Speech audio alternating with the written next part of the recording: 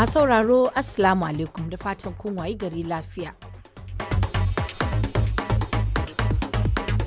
To a cikin shirin za ku ji cewa jami'ai a Thailand sun fara bincike kan musabbabin wata gobara da ta tashi a wani wajen shan barasa da ke Bangkok, lamarin da ya sanadin mutuwar akalla mutum 27.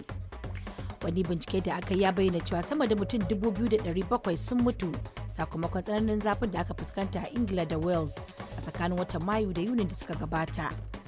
A Najeriya wani sabon cece-kuce ne ya barke a tsakanin bangarorin jam'iyyar PDP biyu bayan da bangaren Wike ce hukumar zaben kasar INEC ta karbi sunayen waɗanda za su yi wa jam'iyyar takara a zaben 2027. In dai sun karba na gurin su Wike to suna ɓata lokaci su ne kawai saboda magana na kotu yanzu haka. Zancen cewa ana kotu hakika akwai wani shari'a na daban wanda suka kai hukumar zaɓe cewa suna so hukumar zaɓe ta aminta da su. To har ila yau a Najeriya wasu kungiyoyin farar hula a kasar sun yi kira ga gwamnatin kasar da ta ceto sauran ɗalibai da ma mutanen da 'yan bindiga ke garkuwa da su kamar yadda suka ceto ɗalibai da malaman Oyo. Irin wancan kuzari da ƙarfi da himma da gwamnati ta sa ta haɗa wani special tactical squad wanda ya je ɗauko an can yaran gaba gida irin shi muke so gwamnati ta gwada mu wannan azamin a je a ɗauko dukkan mutanen da ke sassan arewacin Najeriya musamman waɗannan ɗaliban a je a tabbatar da cewa an kwato su an zo an haɗa su da iyalinsu.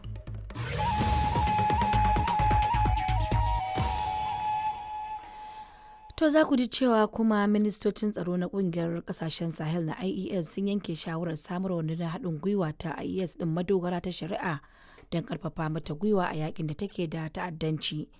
To amma kafin mu shiga cikin shirin sai na soma da labaran duniya. Suna na Aisha Sharif Babba.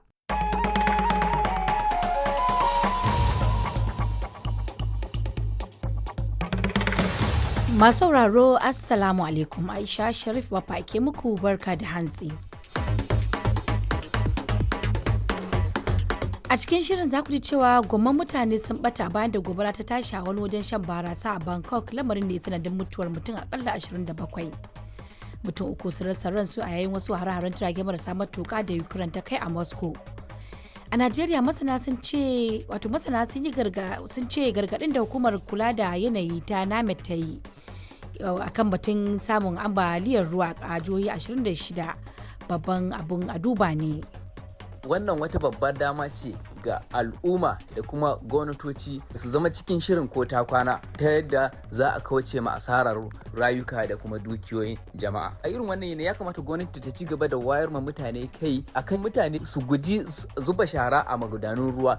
Har ila yau a Najeriya yayin da gwamnatin jihar Zamfara ta kaddamar da ake gina katafaren kamfanin haƙon ma'adinin lithium da sarrafa shi a yankin karamar kuma Zurmi. Ko ya za a yi wannan aiki yayin da jihar ke fama da matsalar tsaro? Ai wannan kadai ya isa ya nuna irin nasarar da aka samu, irin cikin nasarorin da ake samu akan matsalar tsaro a wasu yankuna na jihar Zamfara. Saboda in dai babu tsaro kaga babu yadda za a zo a ce za a yi wannan abun.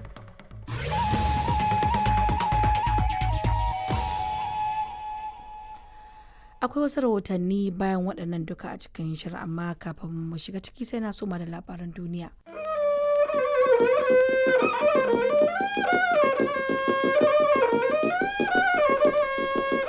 Sashen Hausa na BBC ke magana a kan mita 13 da kuma wasu tashoshin FM a wasu ƙasashen Afirka ko a shafinmu na bbchausa.com. Masu saurari Haruna Shehu Tangaza ne ke muku sallama a cikin shirinmu na karfe 3 daidai agogon Najeriya da Nijar, wato 2 daidai kenan a agogon GMT da Ghana.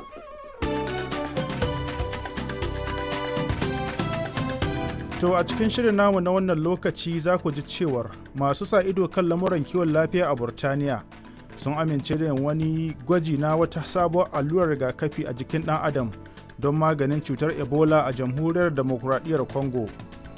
Yayin da rikici tsakanin Iran da Amurka ke ƙara ƙamari, gidan talabijin na Iran ya ce dakarun ƙasar sun yi harbin gargaɗi kan wasu jiragen ruwa biyu da suka yi yunkurin tsallaka mashigin Hormuz a yau. A Najeriya yanzu haka ana can ana bikin tunawa da cika shekara ɗaya da rasuwar margayi shugaban ƙasar Muhammadu Buhari. To ko yaya iyalinsa suka ji da shekara ɗaya da rashin sa? Wani lokacin abu ya faru, abu mai mahimmanci ya faru sai ka fara tunani da daɗi na nan me zai yi ko me zai yi. Kaga kuma rayuwa haka take kullum akwai abin da ke. A Nijar gwamnati ta yi barazanar hukuncin ɗauri ko tara kan 'yan kasuwar da ke ɓoye siminti da man fetur da kuma gas a ƙasar. Mun gane mutane ba su da imani cikin kasuwanci da suke mafi yawansu.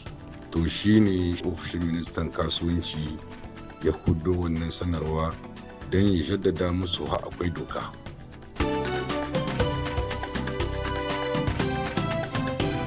Akwai mu kuma ɗauki da labarin wani jami'in sojan Najeriya da ya rasa ransa garin jagorantar ceto ɗalibai a jihar Oyo. Amma kafin nan za mu ji labaran duniya tare da Rabi'atu Kabir Ronka.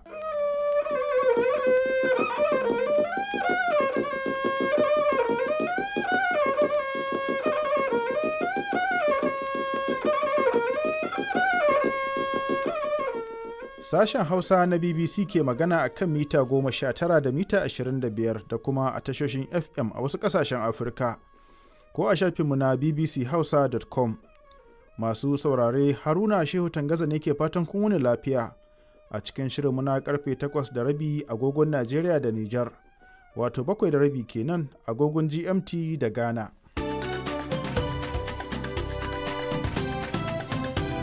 To a cikin shirin namu na wannan lokaci za ku ji cewar shugaba Trump ya sanar da cewa Amurka za ta sake sanya takunkumin hana shiga da fita ta ruwa a kan Iran bayan kwanaki na karuwar hare-hare tsakanin kasashen biyu. Ukraine da ƙawayenta na yammacin Turai ciki har da Burtaniya, Faransa da Jamus sun amince su kafa wani ƙawance don kariya daga makamai masu linzami. A Najeriya, kotun ɗaukaka ƙara ta tabbatar da hukuncin da ya hana shugabancin jam'iyyar ƙarƙashin jagorancin David Mark gudanar da zaɓukan shugabannin jam'iyyar a jihohi, sai dai jam'iyyar ta ce hukuncin bai canza komai ba. Suna kalubalanta ne akan cewa lokacin su bai kare ba, don haka a bar su karafa lokacin su. Wannan bai shafi abubuwan gudanarwa da bangaren David Mark yake gabatarwa ba, kuma bai shafi zaben da muka yi na primary election tun daga kan shugaban kasa ba har zuwa kan 'yan majalisar jiha da muka. A ƙasar Ghana ana ci gaba da zaman makoki bayan rasuwar ɗaya daga cikin sarakunan gargajiya mafiya ƙarfin faɗa a ji a ƙasar, Yaa Naa Abubakar II na biyu. Abin da ya sa gaba ne batu na ilimi da aikin noma da kuma sauran batutuwan da ya shafi al'ummar kasa, domin zuwan shi ya canja fuskan kabilan nan na da gwamba da masarautar gabadiya.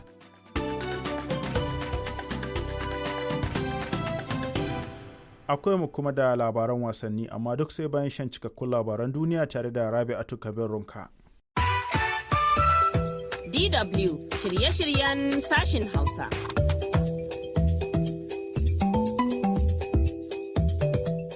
Masu mu Assalamu alaikum wa rahmatullahi wa barakatuh. Barkanmu da wannan safiya da lemar habin da kasancewa da ku a cikin zangon farko na shirye-shiryen sashin Hausa na DW. Sunana Zainab Muhammad Abubakar, kuma za ku iya kasancewa da mu kai tsaye a shafinmu na Facebook ko kuma YouTube ko shafinmu na intanet. Kazalika muna nan a manhajar TuneIn. A cikin shirin na wannan safiya za ku ji cewar an buƙaci Amurka da Iran da su mutunta ka'idojin yarjejeniyar tsagaita wuta ta hanyar cimma sulhu a tsakaninsu. Al'ummar Agadas a jamhuriyar Nijar da ke zama hanyar tafiya cirani na fatan ganin ingantarwar lamura a ganawar da hukumomi suka yi da masu kula da 'yan gudun hijira da ke bi ta wannan hanya.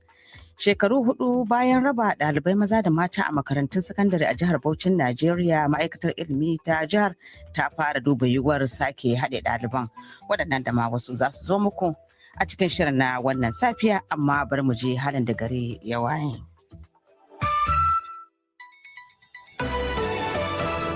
DW labarun duniya. Amurka da Iran na ci gaba da takun saka a kan mashigin Hormuz. Tarayyar Turai na nazarin hana yara amfani da kafafen sada zumunta. Gobara ta kashe akalla mutane 27 a wata mashaya a Bangkok ɗin ƙasar Thailand. DW shirye-shiryen sashin Hausa.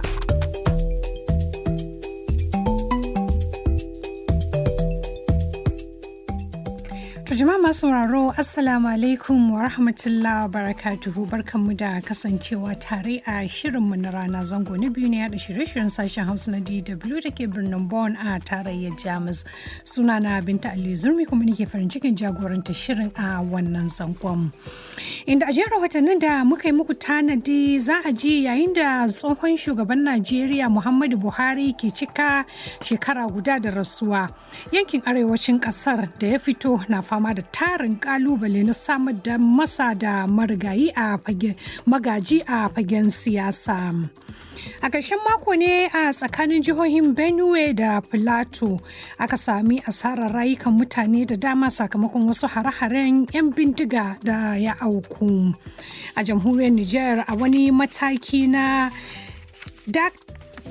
daga birki ga 'yan kasuwa masu ɓoye cimaka da wasu abubuwan masarufi da nufin tsawwala farashi, gwamnatin mulkin sojin ƙasar ta gargaɗi ɗaukacin 'yan kasuwa. Kamfanin ƙera motoci da ke nan Jamus na Volkswagen zai rage ma'aikata aƙalla 100,000 daga nan zuwa shekara ta 2030 biyo bayan ƙaruwar barazana daga kamfanonin China. Waɗannan da ma ƙarin wasu rahotannin na nan tafe, amma da farko ga labaran duniya tare da Abdullahi Mamman Ahmadu.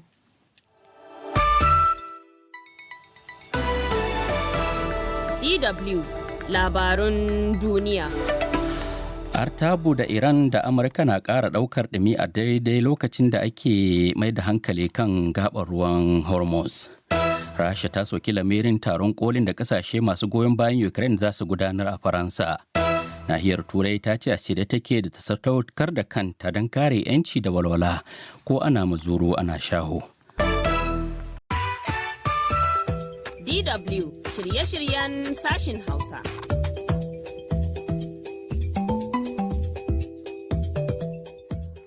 Jama'a masu sauraro, Assalamu alaikum wa rahmatullahi wa barakatuhu. Barkanmu da sake kasancewa tare a shirinmu na yamma zango na uku kuma na ƙarshe na shirye-shiryen sashen Hausa na DW da ke birnin Bonn a tarayyar Jamus.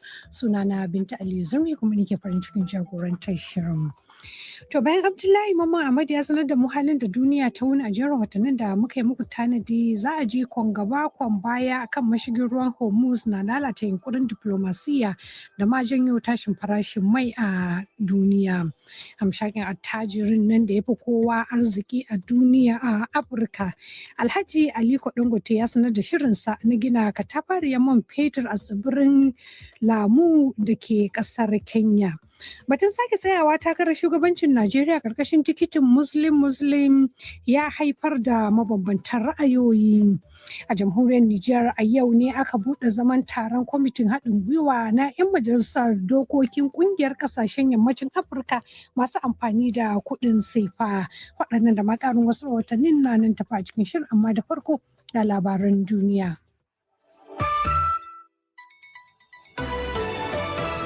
DW Labarun Duniya. Amurka ta kai jerin hare-hare da jiragen ruwa maras matuƙa a karon farko kan Iran. Majalisar Ɗinkin Duniya ta ce tana jiran bahasi kan matakin Donald Trump na karɓar kuɗin haraji ga jiragen da za su bi ta shigar ruwar Hormuz. Birtaniya da Tarayyar Turai tun laftawa Rasha takunkumi kan zarginta da kai masu hare-hare ta hanyar intanet.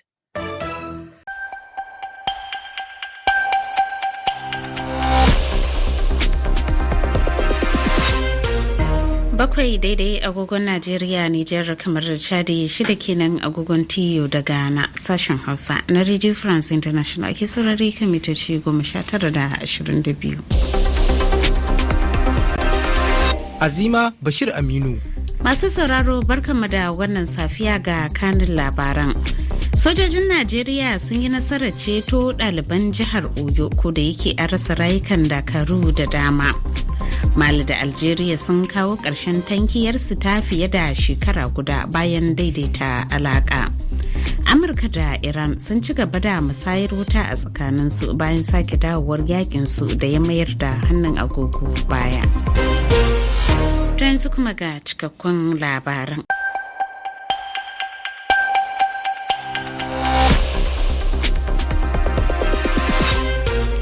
Takwas daidai agogon Najeriya, Nijar, kamar da Chadi, bakwai kenan agogon TU da Ghana. Sashen Hausa na Radio France International ake saurare kan mitoci 22 da 25. Azima Bashir Aminu. Masu sauraro barkanmu da hantsi ga kanin labaran. Sojojin Najeriya sun ceto ɗalibai da malamai 44 da 'yan bindiga suka sace a jihar Oyo, kuda yake dakaru da dama sun kwanta dama. Kotu a Sudan ta yanke hukuncin kisa akan jagoran RSF Muhammad Hamdan Dagalo kan kisan gwamnan Darfur. Amurka da Iran sun ci gaba da kai wa juna hare-hare bayan dawowar yakin su da mayar da hannun agogo baya. To yanzu kuma ga cikakkun labaran.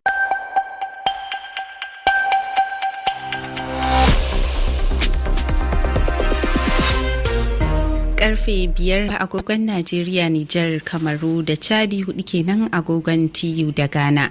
Sashen Hausa na Radio France International ke magana akan mita 16. Rukayya Abba Kabara. Mai sauraro barkamu da kasancewa tare a labaran wannan yammaci na Litinin ga kanin labaran da muke tafa da su. Ƙwararru a Birtaniya sun yi zargin cewa 'yan ta'adda a Najeriya na amfani da fasahohin zamani wajen tsara hare-hare. Afirka ta Kudu ta sanar da ficewar da bakin haure sama da 50,000 daga ƙasar.